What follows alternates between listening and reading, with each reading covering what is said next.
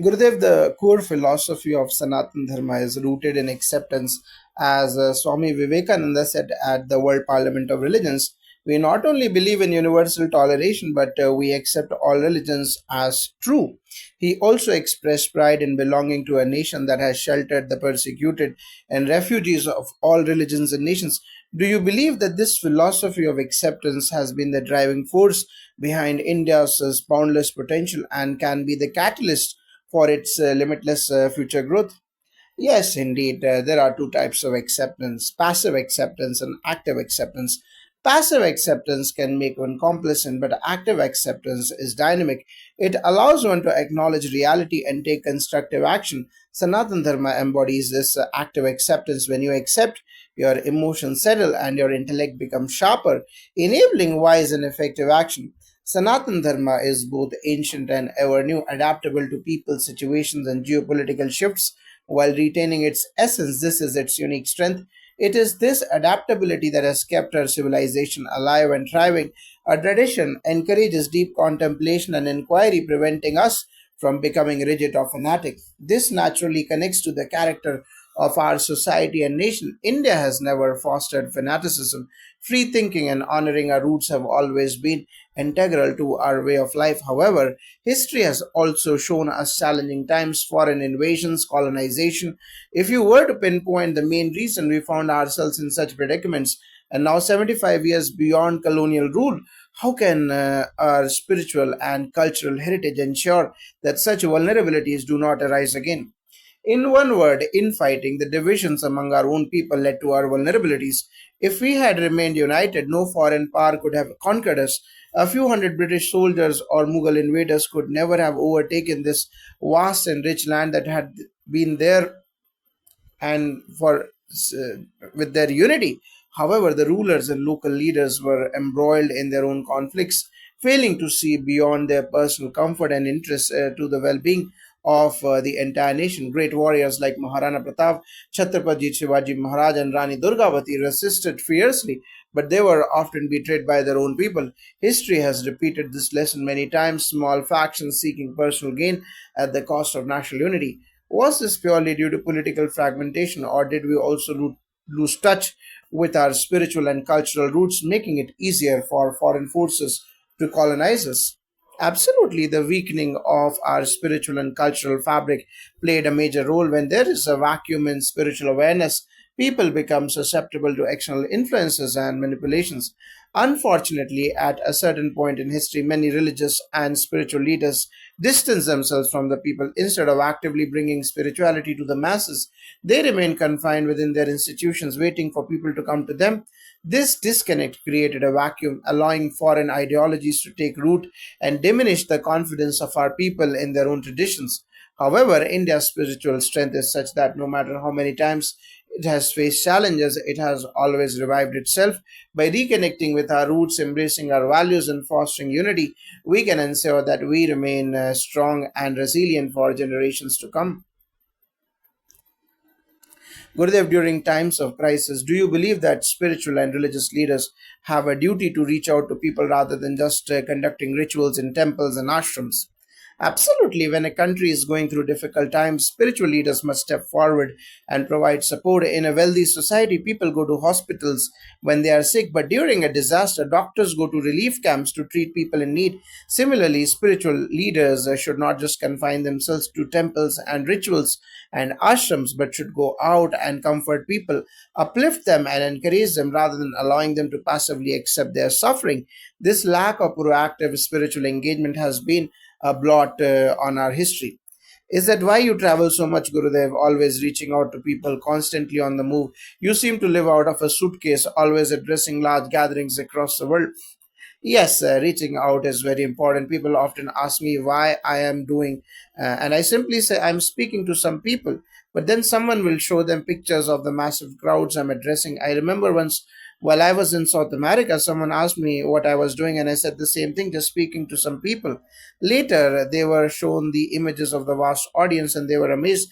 The need for spiritual connection is universal, and people everywhere are seeking peace and guidance. Gurudev, in today's changing world, scholars suggest that while Western civilization isn't disappearing, Its influence is declining, with Eastern civilizations rising in prominence. What are your thoughts on this? I think the reverse is happening. The influence of the East is growing in the West. 45 years ago, when we started talking about yoga and meditation, people in the West had many misconceptions. They thought yoga was only for ascetics who lived in remote places covered in ashes. But today, over 2.5 billion people across the world practice yoga. Yoga and meditation have become a major industry worth more than $30 billion in the US alone.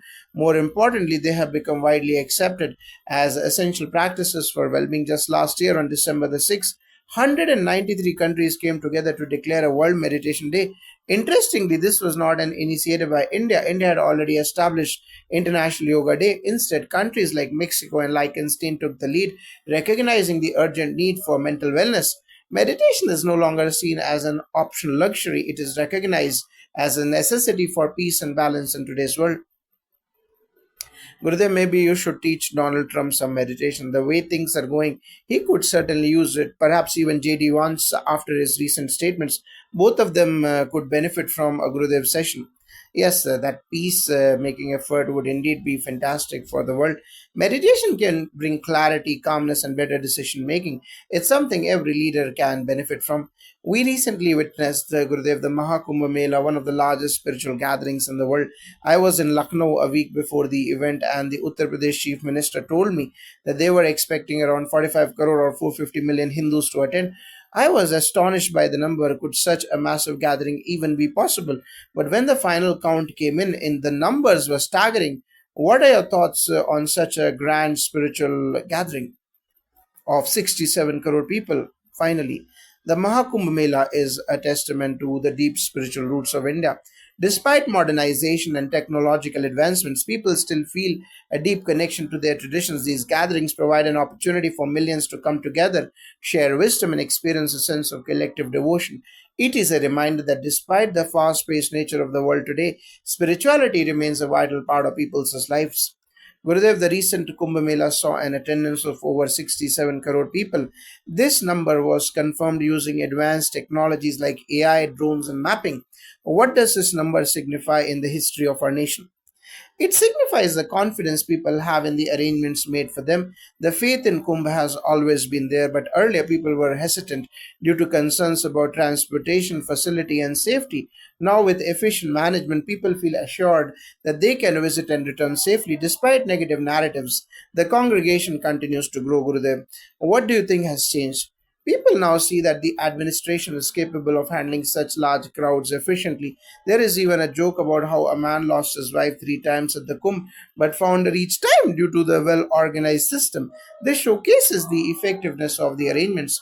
Gurudev, do you believe that the political establishment plays a role in supporting such events? The political establishment is simply responding to the desires of the people. When there is such a strong cultural and spiritual movement, it is natural for the leadership to support it. They are fulfilling their duty by ensuring the event runs smoothly. Is the political leadership guiding the people, or are the people leading the way, which in turn influences the leadership? India has a deep rooted spiritual heritage that has withstood centuries of foreign rule. However, at one point, a sense of low self esteem had developed. People hesitated to express their religious beliefs openly. There was a prevailing notion that religion was a private matter and public expressions of faith were not modern or progressive. Kumbh and similar gatherings were seen as events mainly for the rural population, while urban elites distanced themselves from such traditions. What led to this shift in perception, Gurudev? The shift happened when national leadership took pride in our cultural and spiritual heritage. When the Prime Minister and other ministers openly honored and celebrated our traditions, it gave people the confidence to embrace their identity without hesitation. It was like breaking free from a psychological shackle. Now people feel it is completely natural to be who they are and to celebrate their faith openly. So, Gurudev, do you believe that this self confidence has empowered people to reconnect with their roots? Absolutely. Earlier, there was a tendency to shy away from our own identity. But now, with leadership that acknowledges and respects our heritage, people feel encouraged to take pride in their culture. This transformation is not just about attending religious events, but about a broader awakening to our civilizational strengths and values.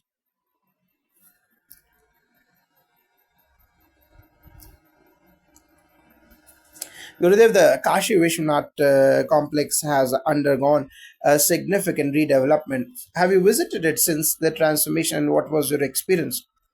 I have not been there after the redevelopment, but I remember my earlier visit and I felt deeply saddened. The most ancient and significant temples, along with sacred Shivlingas, were scattered amidst urban ruins.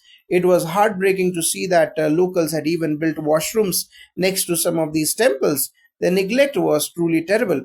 Gurudev, recently you were handed fragments of an ancient Shivlinga for reconsecration. Can you share your thoughts on this significant moment? Yes, I was blessed to receive these fragments which hold a great spiritual and historical significance. When I held them in my hands, I could feel the energy they carried. It was a reminder of our deep rooted civilization and its connection to divinity. This reconsecration, along with the excavation of Dwarka and the rebuilding of Kashi Vishwanath, seems to symbolize a reawakening of our civilization, Gurudev. Do you agree? Absolutely. What we see today is not just reconstruction but a revival of our heritage. For a long time, our sacred sites were neglected and their significance was diminished. But now, with efforts in places like Kashi Vishwanath, Mahakal, and Kedarnath, we are witnessing a resurgence of our cultural and spiritual identity. Gurudev, the transformation of these places, particularly Kashi Vishwanath, has been remarkable. What are your thoughts on the new grandeur of these sites? Kashi Vishwanath was in dire need of restoration. The narrow alleys made the access difficult, especially during major festivals like Shivratri. Now, with the redevelopment, it has become a place befitting its significance. Thanks to our Prime Minister's vision, Kashi Vishwanath has been restored to its rightful glory. It can now be compared to the Vatican City in terms of spiritual importance and infrastructure. The same revival can be seen in Mahakal and Ujjain as well, Gurudev. What impact do you think this has had on the nation's spiritual consciousness? The transformation of these places is not just about physical infrastructure, but about rekindling the spiritual energy of the nation. For years, Ujjain, Kedarnath, and other sacred sites were in shambles. Now they have regained their grandeur, allowing devotees to reconnect with their spiritual roots in a much more profound way. This reawakening is essential for the spiritual and cultural renaissance of our country. How do you see, Gurudev, the connection between the reconsecration of ancient sites and the larger spiritual movement in India? The revival of these sacred places signifies a collective awakening. It's as if the spiritual energy of the nation is being revitalized. Just like the great Kumbh Melas have historically united people in devotion, this revival is bringing our people together with renewed faith and commitment to our heritage. It's inspiring to hear about this grand revival. Thank you, Gurudev, for sharing your insights and for your immense contribution to our cultural and spiritual heritage. Thank you. It's always a joy to see people reconnect with their roots and embrace the wisdom of our ancient traditions, Gurudev. Gurudev, it is truly an honor to speak with you today. We have heard about a remarkable Shivlinga that has been preserved for 1,000 years. Could you share its story with us? Yes, this Shivlinga has an extraordinary history. It was originally a floating Shivlinga that never touched the ground. When it was broken, the fragments were taken by the Agnihotri family of South India near Papanasam in Tanjavur district. They preserved these sacred pieces with great reverence. In 1924, they met with the Kanchi Parmacharya Chandra Kesar Saraswati ji, who instructed them not to bring it out for another 100 years. Chandrasekharanandra Saraswati. He emphasized that this was part of a 1,000 year cycle. Later, another revered guru, Jayendra Saraswati Swamiji, also affirmed that it should only be revealed after the Ram temple was completed. Recently, the current Shankaracharya advised that it be given to me in Bangalore. It is truly a sacred object, and the elders' wisdom in preserving it must be respected. That is fascinating, Gurudev. You mentioned that this Shivalinga has unique properties. Could you elaborate? Yes, this Shivlinga is unlike any other. It has a magnetic force of 140 Gauss, but unlike ordinary magnets that have north and south poles, the magnetism in this Shivlinga is centered within it. This is a rare and divine phenomenon. That is truly incredible. It seems that our ancient traditions and wisdom are re emerging after a long time. What do you believe this signifies? In Hindu philosophy, we recognize five cosmic functions of the divine: creation, sustenance, dissolution, grace or anugraha, and concealment or trubhava.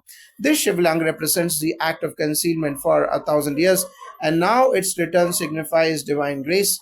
It also reflects the resilience of our culture, though it may be suppressed at times. It can never be eliminated. It has endured and continues to thrive. That is a powerful message, Gurudev. The art of living has grown into a global movement with such an organic expansion.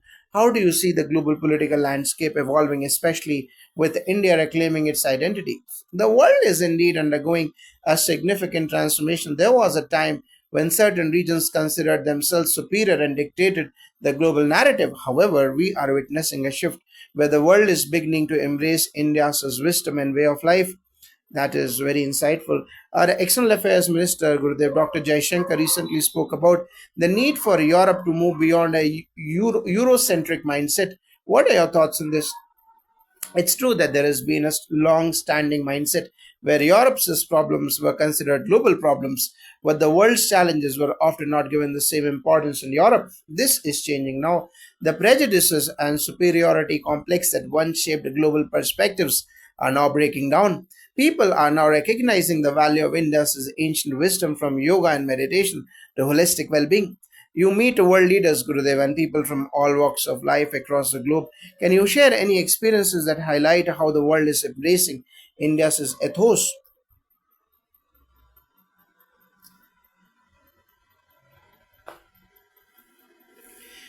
Yes, everywhere I go, I see people turning to Indian philosophy and practices in countries as diverse as Iceland and Australia. People are eager to learn meditation, yoga, and spiritual wisdom. They are realizing that true peace and fulfillment do not come from material possessions alone, but from inner harmony. That is truly inspiring, Gurudev. What message would you like to share with the world at this moment? My message is simple. Let us rise above prejudices and superiority complexes and embrace a sense of global unity. Humanity is one family, and the more we recognize this, the more peaceful and prosperous the world will be. Thank you, Gurudev, for sharing your profound insights. It's been an honor speaking with you. Thank you and blessings to all, Jai Gurudev. Gurudev, the way global news is covered, especially in the United States, it seems that 95% of the focus is on America. The rest of the world, including places like Korea or Japan, barely gets any attention. What are your thoughts on this? Yes, that has been the case for a long time. The global narrative was shaped and controlled in a way that only certain regions and issues were given importance. However, this is changing fast. Social media has played a crucial role in breaking this monopoly on information. People are waking up, and as nations become more financially and technologically strong, their voices are being heard. Additionally, a country's military strength also plays a role in how much attention it gets. Gurudev, you often interact with world leaders who face many challenges and high levels of stress. They don't always know who their true allies are. How do you manage to talk to people who are highly stressed and may not even like each other? This is the role of a peacemaker. If you want to be a bridge, you must have a foot on both sides. Otherwise, you are not truly a bridge. I listen to both sides without judgment and offer them a space where they feel heard and understood. That helps reduce stress and bring clarity. After this event, I'm sure many politicians will come to you and say, Gurudev, we are very stressed. Please help us.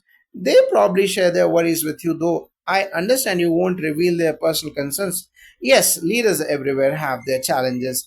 They deal with intense pressure and their decisions affect millions. In such situations, inner peace and clarity of mind becomes essential.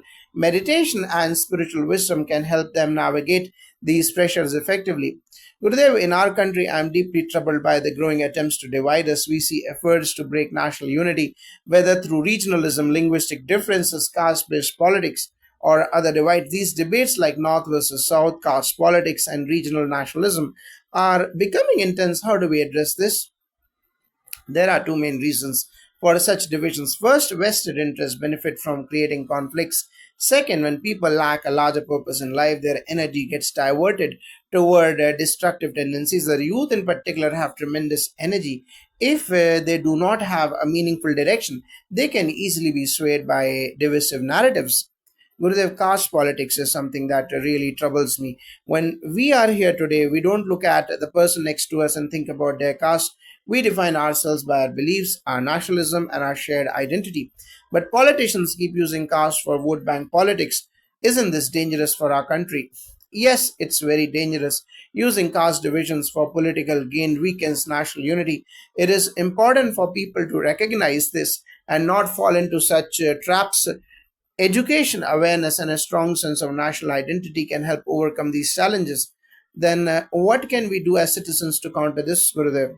We must work on strengthening our cultural and national identity, encouraging unity through education, promoting economic growth, and fostering a sense of belonging beyond caste and regional lines will help. More importantly, when people have a sense of purpose, they won't be easily manipulated by divisive forces.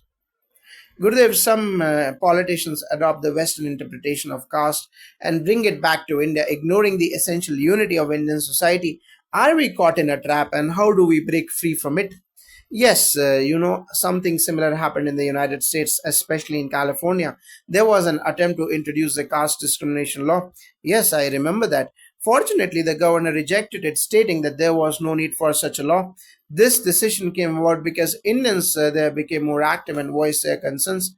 So, you believe people must be vocal? Absolutely. The problem is that those with a negative mindset are often more active, while people with a positive mindset tend to think things will work out, God will take care of it.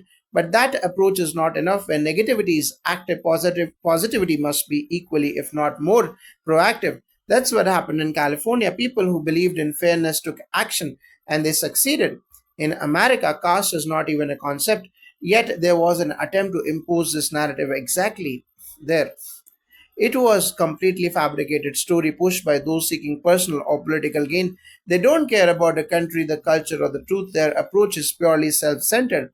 So what should we do? You spoke earlier about acceptance, but not in a passive way. Are you saying we should not passively accept being judged, divided, or used by others? Correct, we must not passively accept it, but at the same time, we must not deny that discrimination exists in certain areas. There are still prejudices, and in some places, lack of education contributes to discrimination. But our constitution provides full protection against such injustices. So instead of sensationalizing the issue internationally, we should work on solving it internally. Exactly, taking these issues to the global stage for personal and political gain does more harm than good. Instead of healing divisions, it deepens them. So, the message from you is that we must rationally confront the unjust exploitation of existing divisions in our society. Absolutely, we must take a rational, constructive approach to addressing these issues and not allow ourselves to be manipulated for someone else's agenda. Gurudev, my last question to you is something that we are all looking forward to. I want you to share your vision for our country's destiny. You have spoken about intuition before, and if I may quote you, you have said that intuition means having the right thought at the right moment. Today, we are at a pivotal juncture in our country's history. What does your intuition tell you about the future of our nation? Our country has always had a rich spiritual and cultural heritage. Even when certain traditions were suppressed, they were never eliminated. They always found a way to resurface. Let me share a fascinating historical event that reflects this. When the Shivalinga, sacred Shivalinga, was broken, the fragments were taken by the Agnihotri family of South India near Papanasam in Tanjore district. They preserved the pieces in their home with great reverence, unable to see them as just broken fragments. Instead, they reconstructed them into a Shivalinga once again.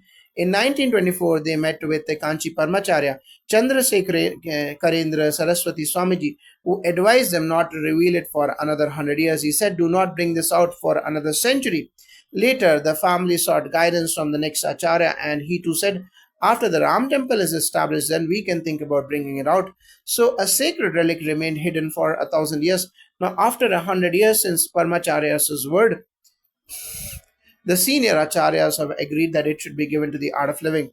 And Gurudev Shishi Ravi Shankar ji in Bangalore, this is a divine play that is truly remarkable.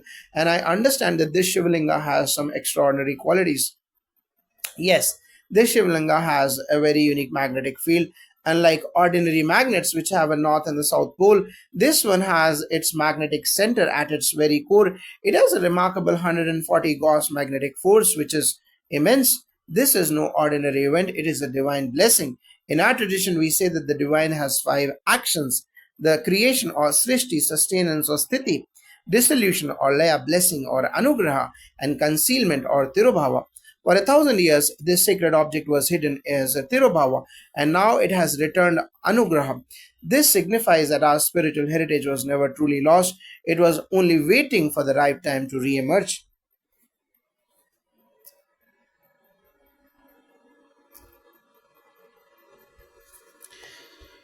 Gurudev, and that is an incredible perspective. This means that 1,000 years ago, the people preserving it knew that one day it would return. It reflects not just a sense of history, but also a deep faith in the resilience of our culture.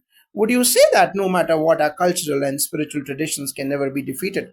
Absolutely, our culture may be suppressed at times, but it can never be eliminated. The truth always finds its way back. The return of this sacred Shivlinga is a testimony to that. Gurudev, the art of living has become a vast global movement. What you have built is truly incredible. Gurudev, blessings and wisdom uh, is always with us. I would like to understand how you perceive global events and politics, especially as you lead a large global organization. There seems to be a shift in the world order, with the West, as you have mentioned, seeing some decline while India is reclaiming its identity with a greater confidence. Our External Affairs Minister Dr. S. Jaishankar spoke about the need for Europe to grow out of a Eurocentric mindset. He pointed out that Europe often sees its problems as the world's problems but does not view the world's problems as its own. This new perspective is resonating deeply. Could you share your wisdom and experiences regarding how the world is embracing India's way of life and what lessons can the world learn from India's ethos and values? The prejudices in people's minds often stem from a sense of superiority and a limited sense of responsibility. This can prevent individuals from opening their eyes to broader realities. However, recent global changes have begun to break down these walls of perception. People are now able to look beyond their previously held beliefs and see a wider world. If you observe the way news is covered in the United States, for instance, you will find that global events outside the country often receive very little attention, perhaps only 2 to 4% of the coverage. The focus remains overwhelmingly on America itself. If there is any additional coverage, it is usually on regions where there are strategic interests, such as the Middle East. Events in places like Japan or Korea may not even be considered relevant. However, this narrative is changing rapidly. Social media has played a significant role in breaking the monopolization of perspectives. Moreover, as India becomes stronger economically and technologically, the world is compelled to pay attention. Our defense capabilities have also become robust, which further contributes to our growing global presence. These factors combined are making people around the world more receptive to India's perspective and values. Gurudev, you frequently meet world leaders and influential personalities across the globe. From your interactions, how do you perceive their challenges and mindset? And what insights can you share about the global leadership landscape? World leaders face numerous challenges, and many of them experience immense stress. Often, they do not even know who their real friends are. They navigate through constant pressure, political rivalries, and difficult decisions. You have a remarkable ability to engage with people on opposing sides of conflicts, and yet both sides seem to respect and trust you. How do you manage to bridge such divisions? If you want to be a bridge, you must have your feet on both sides. Otherwise, you are not truly a bridge. It is essential to listen to and understand different perspectives while maintaining neutrality. Gurudev, many politicians and leaders will meet you today, and I'm certain that they will seek your guidance for managing stress. Do they often share their concerns with you? Yes, leaders across the world share their challenges, but as you can understand, such conversations remain private. However, the underlying issues are often similar: stress, responsibility, and the pressure of leadership. Gurudev, in our own country, we face challenges to our national unity. The Mahakumbh, for instance, symbolizes our cultural unity. However, while cultural unity can strengthen national unity, it cannot replace it. There are ongoing attempts to divide us, whether through language, religion, or other factors. How do you view this, and what guidance can you offer? India has always strived on unity in diversity. Our cultural roots run deep, and our wisdom traditions teach us inclusivity and harmony. Attempts to divide us will come and go, but if we stay rooted in our values, our unity will remain stronger through awareness and collective consciousness. We can rise above these divisions and continue to build a harmonious society. Gurudev, there is a growing divide in our country: North versus South, linguistic divisions, and debates on delimitation, regionalism, and regional nationalism. Then, of course, there is the caste issue, which seems to resurface repeatedly. As 90s kids, we saw how the Mandal Commission impacted the country. It divided us. What is your perspective on these challenges? These challenges take center stage when vested interests become active. That's the first reason. The second reason is that when people don't have a goal in life, they lack direction, something to work towards. Our youth have tremendous energy, but if it isn't channeled properly, it can be diverted into divisive and destructive tendencies. Gurudev, I am deeply troubled by the issue of caste when we are all together in a gathering like this. We do not define ourselves by caste; we define ourselves by our beliefs, by nationalism. Am I right? But politicians continue to use caste as a vote bank strategy. Isn't this dangerous? Yes, it's very dangerous, but look at everyday life. When people seek a good doctor, do they ask for their caste? When they need a lawyer, do they choose one based on caste? No. Society has naturally evolved beyond caste based thinking in many aspects, but politics often pulls it back for electoral gains. Gurudev, I studied social anthropology in the UK, and I was shocked to find that caste was made into an academic discipline. They won't focus on other social issues, but they impose a Western interpretation of caste onto India, emphasizing fragmentation rather than the essential unity of Indian society. Unfortunately, some Indian politicians adopt these foreign perspectives and reintroduce them here. Are we stuck in a trap? This has happened not just in India but also in the United States. In California, there was an attempt to introduce a caste discrimination law. Fortunately, the governor rejected it, recognizing that there was no need for such a law. This happened because Indians in America became active and spoke out against it. The challenge is that well meaning, positive people can take a passive approach, thinking it will be taken care of, God will handle it. Meanwhile, those with divisive intentions remain highly active, pushing their agendas forward. This is not a good approach. The positive minded people must also take action. So, are you saying that positive voices need to be more vocal? Absolutely. When people with the right intentions stay silent, it creates space for negativity to thrive. This is why we must take responsibility and actively work toward unity, awareness, and progress. But Gurudev, even in places like the US, where caste isn't part of their culture, some groups try to introduce it as an issue. Why do they do this? It is driven by small mindedness and selfish interest. These individuals do not care about the country, society, or real social progress. They are focused only on their personal or political gains. What would your message be to everyone listening today, Gurudev? Be vocal, don't be silent when you see something wrong happening. Speak up, take action, and work towards unity rather than division. Positive minded people must come together and ensure that truth and harmony prevails. Gurudev, you began by talking about acceptance that is not passive. Could you elaborate on what you mean by that? Yes, acceptance should not mean passively allowing others to judge us, divide us, or use us. We must not simply accept such things without question. At the same time, we should not be in denial. Discrimination still exists in some areas, especially where people are prejudiced or not well educated. Action must be taken, and our constitution provides full protection for that. However, instead of working to set things right, some people take these issues to the international stage for personal gain. This does more harm than good. So, the message I take from you is that we must confront injustice rationally and not allow the misuse of divisions that have existed in our society for centuries. Correct. Gurudev, my last question is something we are all eager to hear from you. What do you see as the destiny of our country? I would like to link this to your thoughts on intuition. You have said that intuition means having the right thought at the right moment. Today, we are at a very pivotal juncture in India's history. What does your intuition reveal about India's future and its growth story? In one word, very bright. India's future is bright. We will be stronger, more prosperous, more spiritual, and a happier society. We will be a model for the world. Look at the Kumbh Mela. So many different traditions coming together, celebrating, each one following their own path, yet in complete harmony. This showcases to the world that unity in diversity is possible. We do not have to fight over differences despite the billions of people gathering. There is no crime. This proves that India's greatness lies in its spiritual glory. We stand for ahimsa or non-violence and for the idea that the world is one family or Vasudhaiva Kutumbakam beyond all divisions, differences, and rigid mindsets. Furthermore, we are leading in environmental consciousness and green energy. We are nurturing the planet physically, mentally, emotionally, and spiritually. No one can point fingers at us and say we are harming the earth. There is no limit to India's growth and future.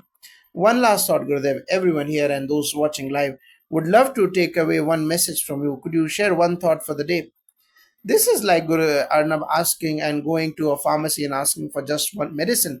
Why limit yourself to just one thought? This idea of wanting just one thing is a Western concept. We embrace many thoughts just like we embrace all colors. Let noble thoughts come to us from different sides. This is a mantra. Ano Bhadra Kritavo Yantu Vishwata. Wonderful, I must say. I'm relieved that you didn't choose to become Gurudev a TV anchor. Otherwise, I would be out of a job. But truly, Gurudev, we love you with all our hearts. You bless us, inspire us, and leave us feeling energized. Thank you, Gurudev Shri Shri Ravi Shankar Ji, the one and only. Thank you, Jai Gurudev.